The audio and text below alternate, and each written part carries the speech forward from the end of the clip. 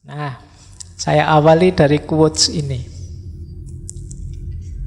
Selama kita tidak belajar mencintai makhluk Allah, kita tidak akan bisa mencintai kebenaran dan kita tidak akan mengenal Allah.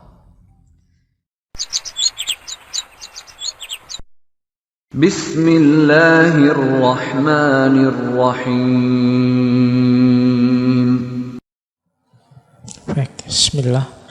Assalamualaikum warahmatullahi wabarakatuh.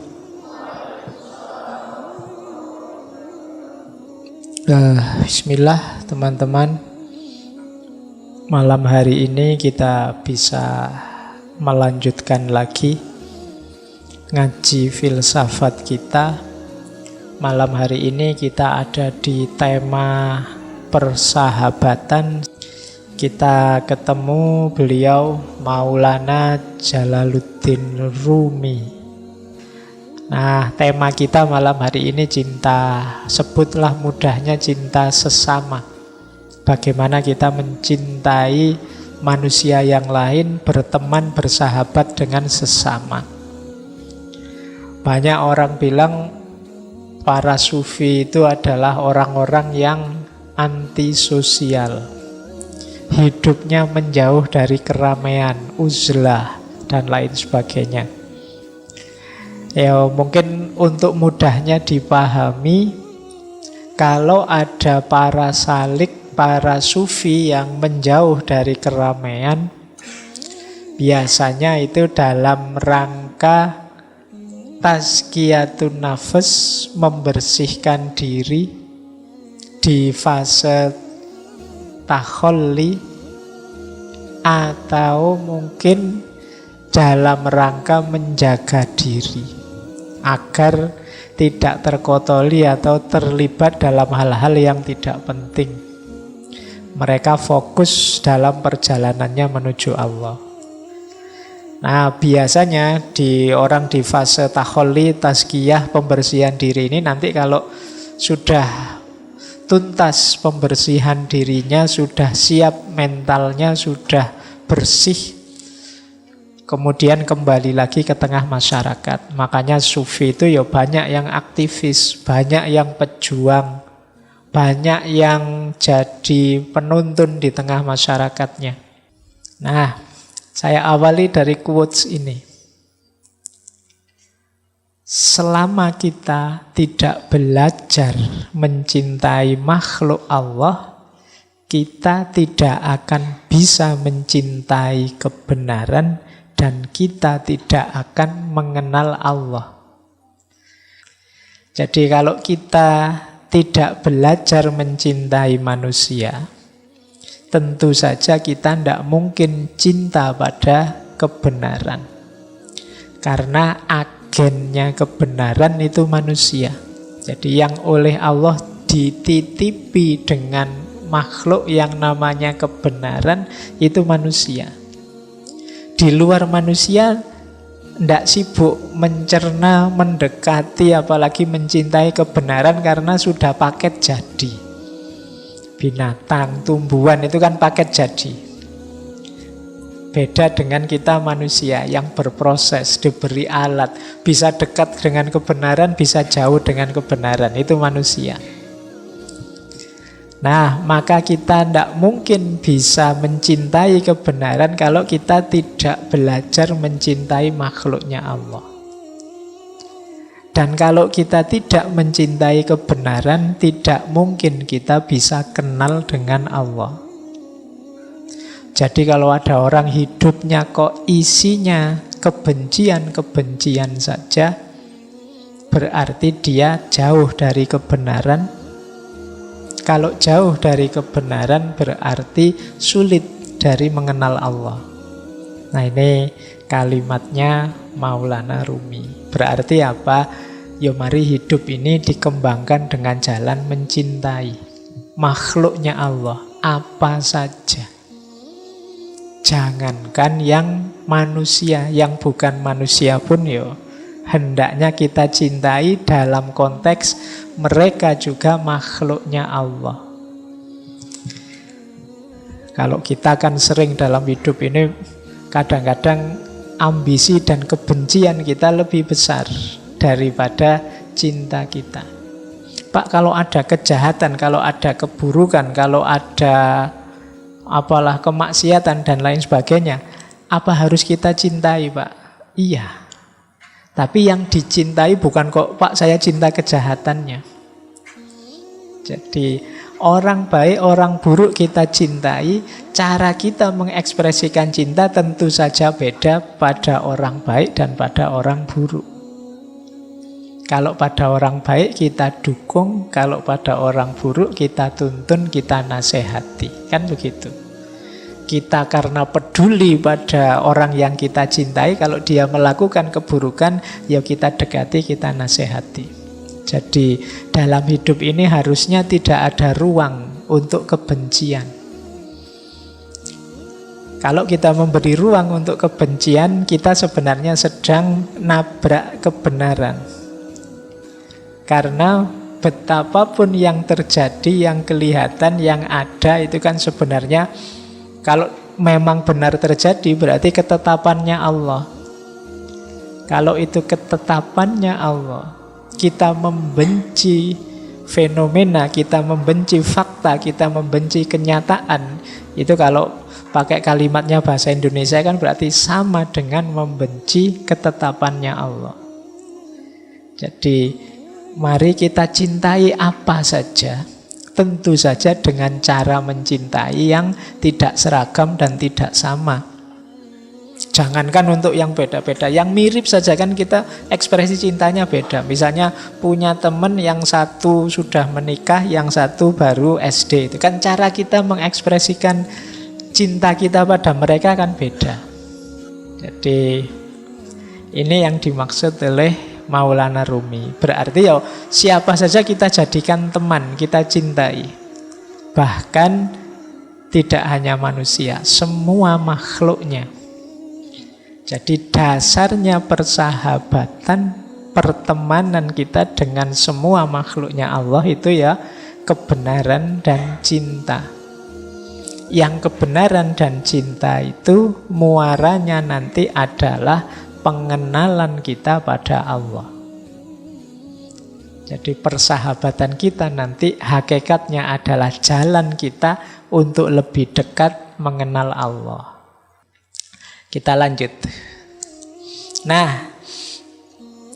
ada satu syair yang terkenal sekali dari Maulana Rumi yang itu saya pecah-pecah. Bagi saya inilah simbol ekspresi pola gaya seorang yang mencintai. Jadi ada 7 nasihat yang terkenal dari Maulana Rumi yang ini pakai simbol-simbol alam semesta. Ya karena beliau mengembangkan paradigma cinta, berarti sebenarnya ini profilnya orang yang mencintai. Yang pertama apa? Orang yang mencintai itu dermawan dan suka menolong. Kata Maulana Rumi, dalam kedermawanan dan menolong jadilah seperti sungai. Sungai itu kan banyak memberi apa saja pada masyarakat di sekitarnya. Sungai sering jadi pusat sumbernya hidup. Kalau teman-teman belajar peradaban-peradaban manusia awal, itu biasanya dimulai dari pinggir-pinggir sungai. Karena di situ kuncinya hidup. Dia memberikan banyak. Ya tidak menunggu balasan apa-apa. Meskipun kadang-kadang balasan kita pada sungai kan jelek. Kita kasih sampah lah, kita kasih kotoran lah, kita kasih apalah. Tapi sungai selalu memberi banyak hal. Nah, jadilah orang yang mencintai. Pecinta itu dermawan dan penolong seperti sungai. Baik, ini yang pertama ya. Karena ini ditaruh pertama karena manusia itu cenderung pelit. Dan itu katanya Al-Quran sendiri. Jadi manusia itu cenderung enggan berbagi, ingin enak. Biasanya kalau orang kok mau berbagi itu ya yang dibagi yang sisa-sisa, yang dia sudah menikmati terus bagi. Biasanya begitu. Makanya bahkan Al-Quran menegaskan ya kebaikan itu kalau kita menginfakkan yang kita cintai. Karena manusia itu cenderung pelit. Yang dikasihkan orang selalu yang sisa yang sudah dia nikmati. Jadi temannya pinjam laptop, belum aku belum puas pokoknya. Atau minta apa, ingin apa, ya nanti kalau aku sudah baru kamu.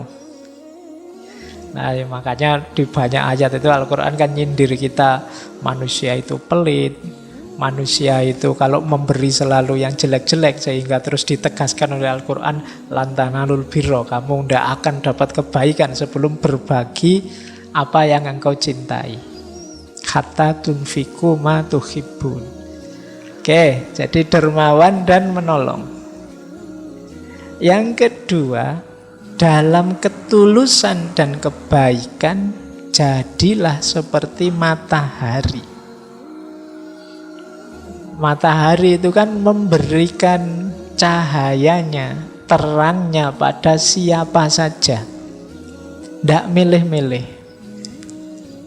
Di mana saja siapapun diberi. Orang tulus itu begitu. Kalau tulus kok milih-milih itu biasanya bukan tulus tapi pamrih.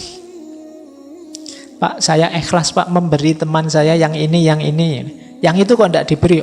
Dia sering nyakiti hati saya kok. Berarti ini sebenarnya tidak tulus. Kamu milih kok. Yang menyenangkan kamu beri. Yang tidak menyenangkan tidak kamu beri. Jadilah seperti matahari. Siapapun diberi. Jadi tidak pilih-pilih. Kan matahari itu kan kalau pas panas ya siapa saja dapat, kan tidak milih ini anak malas tidak pernah kuliah nggak usah dikasih matahari yang sana, kan tidak begitu. Ya kamu rajin, kamu malas ya diberi sama matahari. Nah jadi para pecinta itu tulus, simbolnya ketulusan itu matahari. Baik, jadi pecinta ciri keduanya tulus. Ciri ketiga, pecinta itu memaafkan. Dalam memaafkan, jadilah seperti malam. Malam itu maksudnya gelap, pekat. Sudah tidak ada apa-apa, tidak lihat apa-apa lagi. Jadi kalau kita sudah memaafkan orang, ya sudah. Anggap semuanya sudah tidak kelihatan. Jadi anggap semuanya sudah lenyap. Kayak kalau malam itu kita sudah tidak bisa lihat apa-apa lagi sudah. Nah, tidak boleh ada sisanya apapun. Pekat seperti malam. Kan sering kita itu memaafkan tapi ingin sedikit-sedikit membalas dendam. Sehingga, sekarang saya maafkan tapi titeni saja. Nanti mesti, itu masih ingin. Sebenarnya belum memaafkan.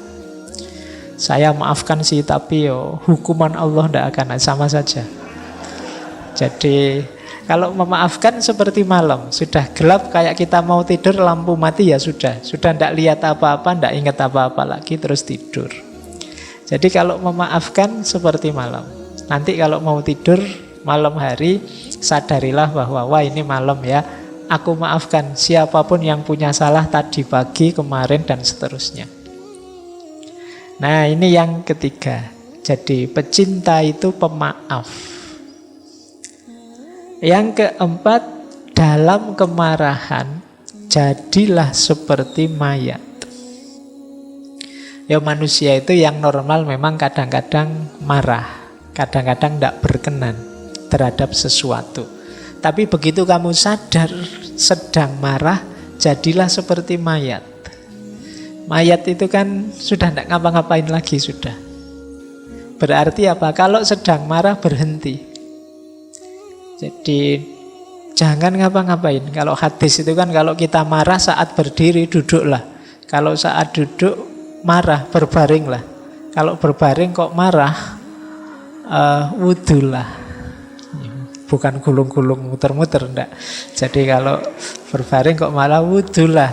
Sholatlah bila perlu. Jadi jangan memutuskan sesuatu, melakukan sesuatu. Biasanya orang marah itu kalau melakukan sesuatu nanti disesali. Atau pasti tidak bagus. Kalau pas kita sedang marah itu, wah saya ingin melampiaskan marah saya dengan omongan. Omongannya mesti, kan tidak mungkin kalau sedang marah ngomongnya terus halus gitu. Saya ini sedang marah. Jadi kan tidak mungkin begitu.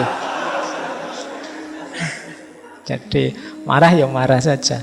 Boleh tidak saya maki-maki sampean sebentar saja. Kan tidak mungkin begitu ya. 1-2 kata saja ya biar saya lega, boleh ya gitu. Oke, jadi tidak kalau sedang marah, yuk jadi kayak mayat. Jadi yuk diam dulu, tidak usah apa-apa dulu. Nanti kalau tekanan darahnya sudah turun, situasinya sudah longgar, nyaman, itu baru memutuskan sesuatu, melakukan sesuatu. Termasuk pada siapapun yang kita cintai. Jadi kadang-kadang kita tidak cocok, rame, gegeran, marah dengan yang kita cintai. Mungkin saudara kita, anak kita, siapa saja. Yuk, ketika sedang marah, narik diri dulu. Nanti saja ngomongnya, nanti saja melakukan sesuatu. Yang kelima, saat kita sederhana dan rendah hati, jadilah seperti bumi. Jadi pecinta itu sederhana. Sederhana itu maksudnya apa adanya, tidak dibuat-buat. Jadi ya inilah aku apa adanya. Inilah levelku, inilah kenyataan diriku. Itu namanya kesederhanaan. Jadi kesederhanaan itu bukan kok dimiskin-miskinkan atau enggak. Biasa saja, sesuai situasimu, sesuai kondisimu. Tidak berlebihan. Nah, kondisi ini kalau di Maulana Rumi, jadilah seperti bumi. Bumi itu kan sangat rendah hati, sangat sederhana. Tidak pernah gaya. Di dalam dirinya ada kandungan luar biasa, mungkin kandungan emas, logam, macam-macam, tapi kan bumi tidak pernah sombong, tidak pernah pamer. Dia rendah hati, diinjak-injak. Tiap hari kita mewarnainya dengan angkara murka, dia tetap teguh sebagai dirinya. Itu bumi. Jadi mari belajar dari bumi. Kalau kita jalan di atas bumi, sadarilah kasihan sekali ya bumi ini. Kita warnai dia dengan macam-macam. Bumi itu kita lempari dengan sampah dan kotoran, tapi yang diberikan kan tumbuh-tumbuhan, makanan, dan lain sebagainya. Nah, jadi orang yang sederhana dan rendah hati. Bumi tidak pernah komplain, tidak pernah demo, tidak pernah mengeluh terhadap segala kelakuan kita. Dia selalu memberikan yang terbaik yang bisa dia berikan untuk kita. Selanjutnya, toleran. Para pecinta itu toleran. Simbolnya apa? Laut. Laut itu kan dia menampung apa saja. Karena dia luas, maka apa saja bisa masuk.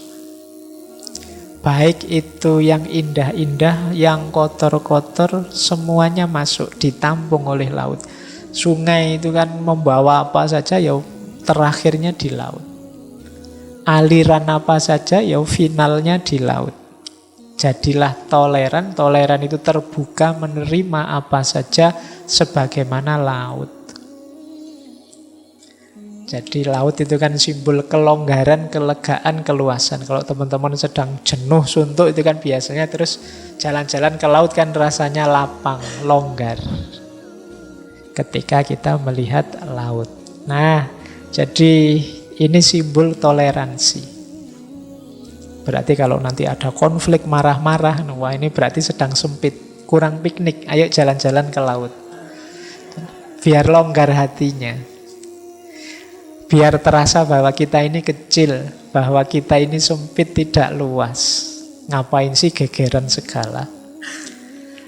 Nah, yang terakhir, kuncinya di yang terakhir ini. Jangan melihat keluar, lihatlah ke dalam diri. Jadilah engkau apa adanya. Jadi para pecinta, sadari dirimu, bermainlah peran sebagai dirimu sendiri apa adanya. Jangan terlalu banyak acting, jangan terlalu banyak gaya, nanti malah menyusahkan. Sadari hakikat dirimu dan perankan peranmu apa adanya. Jadilah engkau apa adanya. Kita itu sering ngundang masalah sendiri karena kita tidak jadi apa adanya. Kalau hari ini mungkin pakai istilah pencitraan. Sudah terlanjur mencitrakan diri misalnya sebagai anak soleh misalnya. Sudah terlanjur bilang, oh saya itu soleh, saya itu. Itu kan terus jadi beban. Akhirnya kamu di depan orang tiap hari harus acting jadi orang soleh. Itu kan berat. Nanti ada apa-apa dikit, subhanallah, alhamdulillah. Ayo, yo kalau soleh ya soleh saja, ndak usah pakai acting berlebihan, sesuai dengan situasimu apa adanya. Jadi para pecinta itu apa adanya. Banyak ikatan cinta bubar karena para pecintanya ndak apa adanya. Kan banyak itu yang kalau pacaran itu begitu sayangnya, begitu nikah dapat 1 bulan, begitu menyesalnya dia, kok ndak kayak dulu ya. Jadi sudah beda antara dulu dan sekarang. Kemungkinan dulunya terlalu banyak pencitraan. Akhirnya sekarang menyesal. Walah ternyata aslinya gini, ndak sama dengan dulu. Ya, kamu ndak apa adanya. Baik, ini 7 nasihat untuk para pecinta. Kalau kita nanti bersahabat, jadilah sahabat yang dermawan, penolong, sahabat yang baik dan tulus, yang mudah memaafkan, yang kalau marah tidak melakukan sesuatu yang nantinya disekali, yang sederhana, rendah hati, toleran, dan apa adanya. Kalau ada teman karakternya begini akan menyenangkan. Ajaklah teman yang seperti ini jadi rekan perjalanan untuk mendekat pada Allah. Ini yang dilakukan oleh beliau berdua, Maulana Rumi dan Syekh Syamsuddin At-Tabrisi.